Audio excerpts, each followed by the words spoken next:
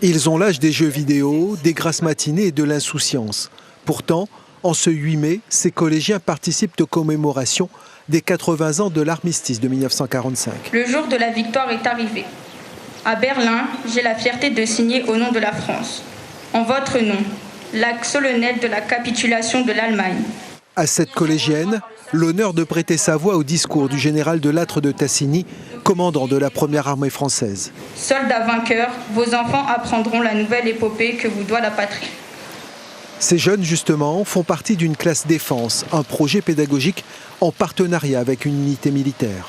Ça nous permet de faire des sorties à propos de rallye citoyen, des trucs comme ça, des choses de citoyenneté. Donc ça m'ouvre des portes au sujet de l'histoire et j'adore l'histoire. Les traditions ne sont pas des cendres que l'on regarde, mais bien une flamme qui s'entretient. Et il est nécessaire de transmettre également ce souvenir, de transmettre nos valeurs à cette jeunesse. C'est elle qui va entretenir cette flamme, voilà, pour l'avenir de la France et des valeurs de la République. La guerre, cette jeune génération la voit se rapprocher. Oui, c'est une grande crainte car ça te terrifie et que personne n'est vraiment préparé à ce genre de situation. Le ministre des Armées, dans un message lu, insiste aussi sur le devoir de mémoire dans le contexte géopolitique actuel.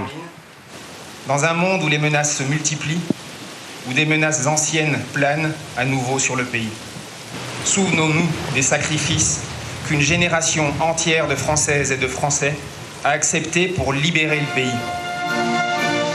Les anciens combattants, au quotidien, témoignent de la tragédie de la guerre et à 80 ans passés, de leur amour de la patrie. Même à mon âge, j'étais dans la transmission.